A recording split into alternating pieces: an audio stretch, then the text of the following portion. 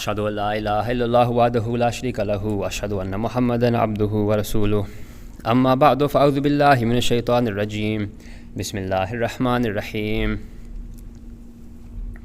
Le prophète Mohammed sallallahu alayhi wa sallam, dans un hadith, a dit que quand un groupe de personnes se rassemble pour le souvenir d'Allah, les anges les entourent avec leurs ailes, la miséricorde les couvre et la tranquillité descend sur eux. Juste, je voulais mentionner, j'ai fait juste une petite présentation avec plusieurs photos de la Jalsa Salana à travers les années pour que les gens voient quelque chose aussi. Donc, vous pouvez voir les écrans. C'est juste quelques photos que j'ai choisies. Au début de l'histoire de l'islam, l'état des musulmans commençait à être très faible. Ils ne pouvaient pas pratiquer en paix. Ils subissaient beaucoup de persécutions et ils avaient toujours peur pour leur vie. Et durant cette époque, il y avait une compagnie du prophète Mohammed sallallahu alayhi wa sallam, Al-Arqam bin Abi Arqam, qui a offert sa maison comme un lieu de rassemblement.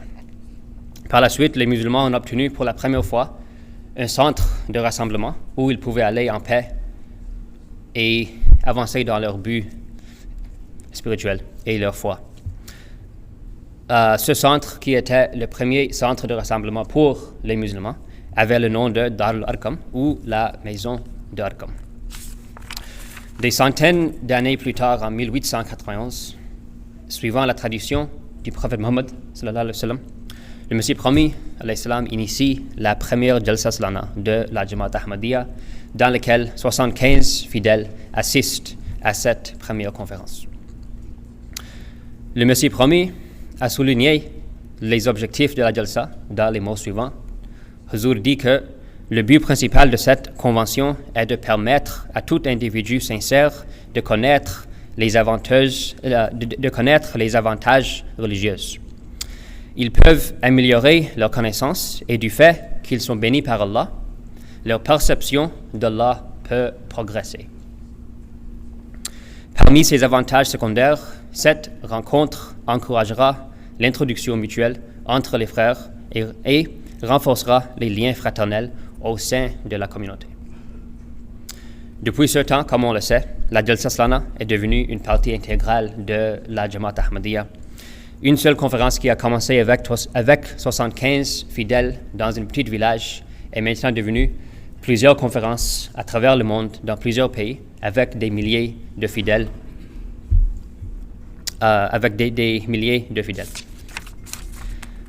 Au début, les ressources étaient limitées. Si on lit l'histoire des Jalsa Salana pendant la vie du Messie premier alayhi salam, on voit qu'il n'y avait pas assez de nourriture pour les visiteurs. Le sen où le Messie premier assied était fait par la boue. Aujourd'hui, grâce à Allah, on voit qu'il y a des champs et des usines permanents juste pour la Jalsa Salana, pour loger et nourrir les visiteurs qui viennent y assister. Le Messie premier alayhi salam a eu une révélation Ya'tika min kulli fajin amik en arabe, qui veut dire ils te viendront de toute voie profonde. C'est-à-dire que les gens vont venir visiter le Messie premier partout. On voit aujourd'hui qu'il y a des visiteurs, comme je viens de dire, des visiteurs des 4 coins du monde qui viennent à la Jalsa. Leur but, comme le Messie premier a dit, est d'assister à cette conférence afin de s'avancer dans leur chemin spirituel. Et on voit cette révélation réalisée chaque année à travers plusieurs Jalsa. Si on prend seulement l'exemple du Canada, la première Jalsa Salana du Canada est en 1977 et il y avait 500 personnes qui sont venues. Là, aujourd'hui, 40 ans plus tard, ou 50 ans plus tard, on peut dire, il y a 3 Jalsa au Canada et juste la Jalsa Salana du Canada accueille près de 30 000 personnes.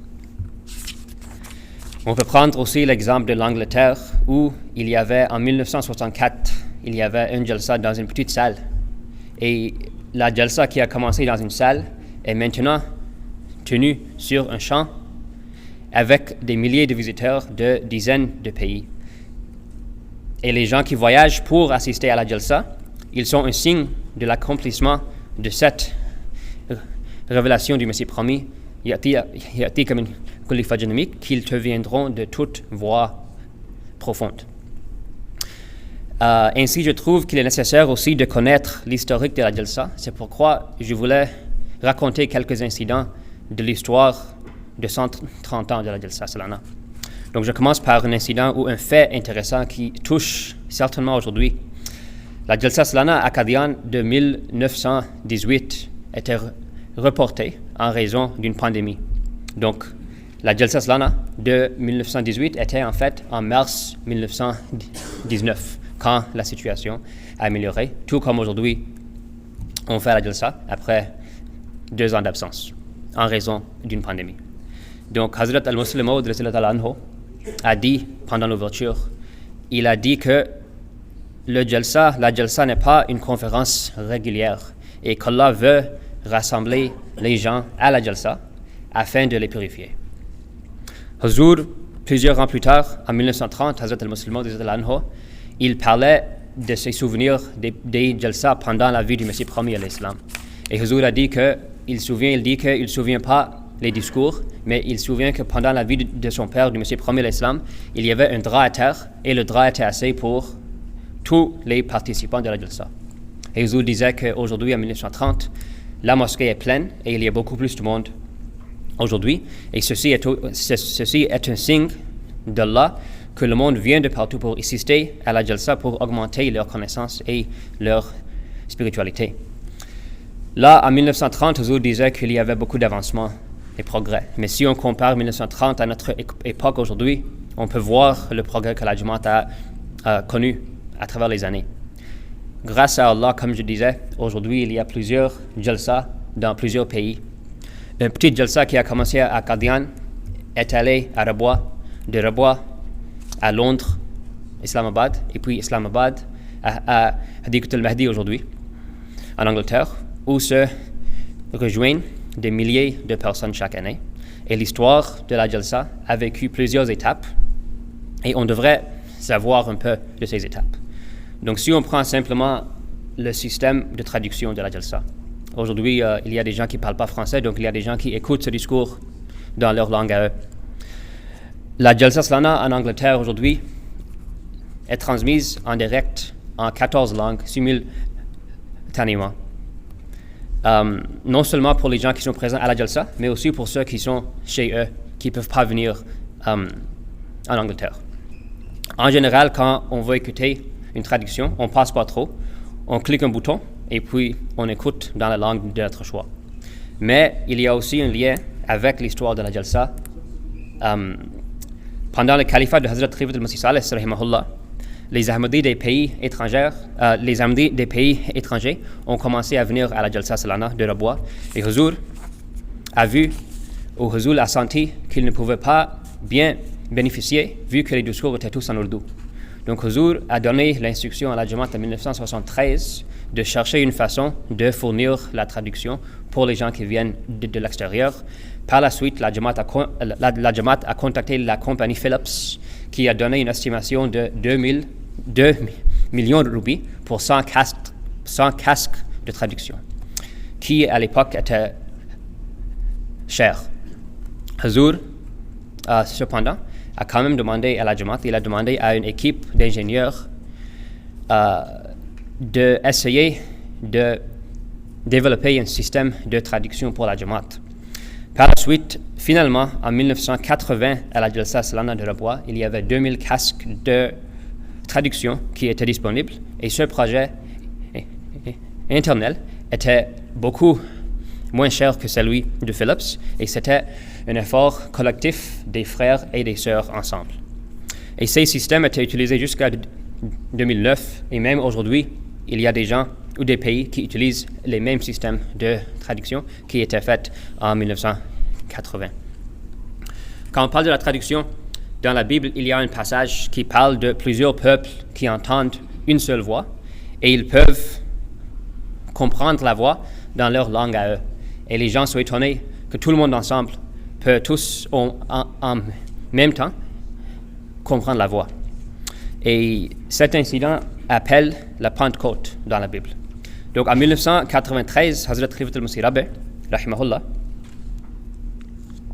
Huzur a dit que cet incident est une prophétie dans cet incident est une prophétie de la vie ou de l'époque du Messie promis, alayhi salam.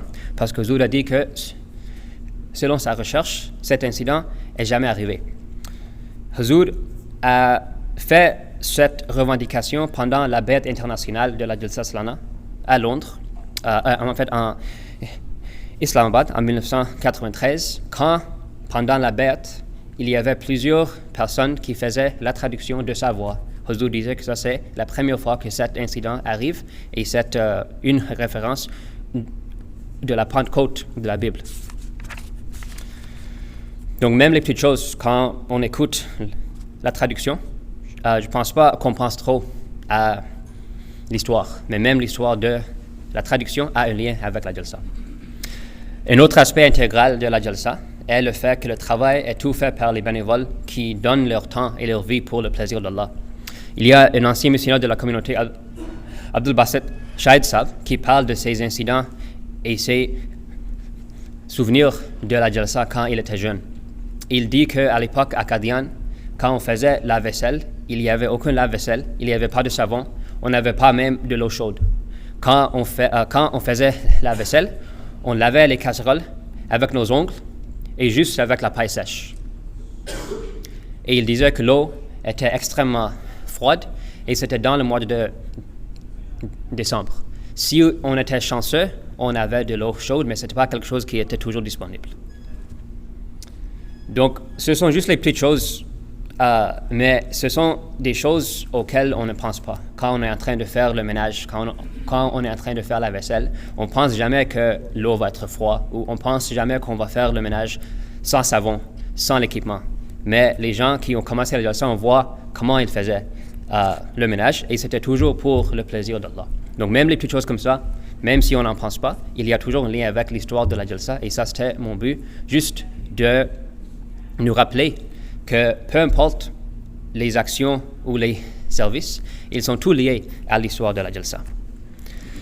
Donc pendant mon discours, j'ai raconté un peu de l'histoire de la Jalsa et quelques incidents. J'espère que ça nous a donné un bref aperçu sur le progrès de la Jamaat et comment, à travers les années, Allah nous a bénis. Au début, j'ai mentionné un hadith dans lequel le prophète sallallahu alayhi wa sallam a dit que quand il y a un rassemblement du souvenir d'Allah, de dhikrullah, les anges viennent à ce rassemblement. Il y a une autre narration du prophète sallallahu alayhi wa sallam. Il a dit que quand les anges vont à Allah, ils disent à Allah que dans ces rassemblements, il y avait des gens qui sont des pécheurs, les gens qui ne sont pas croyants, les gens qui ne sont pas vertueux. Ils étaient juste en train de marcher et ils ont vu qu'il y avait un rassemblement, donc ils se sont assistés. Allah dit que même ces gens qui ne sont pas croyants, qui ne sont pas vertueux, je vais les pardonner juste en raison de leur association avec ce rassemblement de zikrullah. Donc ça c'est juste un rappel à nous que le but de la Jalsa Salana est d'augmenter notre foi, notre religion et spiritualité. Donc peu importe notre niveau spirituel, peu importe si on est croyant ou non, si on est vertueux ou non, on peut tous bénéficier de ces jours bénis, comme Allah dit que je vais pardonner les gens qui ne sont pas vertueux juste par association avec ce rassemblement. Donc j'espère qu'on soit capable d'atteindre ces buts de la Jalsa et j'espère que cette Jalsa soit bénie pour tout le monde. Et à la fin, je vais finir avec la prière du Messie promis qu'il a fait pour tous ceux qui viennent à la Jalsa Salana. Donc, dans les mots du Messie promis à l'Islam, Huzur dit que qu'Allah le Très-Haut soit avec lui, le récompense abondamment et pitié de lui, lui soulage ses difficultés et son anxiété et élimine son angoisse et sa douleur. Qui lui accorde la liberté de toutes les difficultés et lui ouvre les voies pour atteindre ses objectifs chéris et l'élève le jour du jugement parmi ceux de ses serviteurs qui sont les bénéficiaires de ses bénédictions et de sa miséricorde, qu'il soit leur gardien jusqu'à la fin de leur voyage. Amin. Wa akhir da'wana alhamdulillahi rabbil alamin. Allahu Akbar. Sallallahu alaihi wasallam. Sallallahu alaihi wasallam. Jai. Zindabad. Zindabad. Zindabad. जिंदाबाद जिंदाबाद अल्लाह अकबर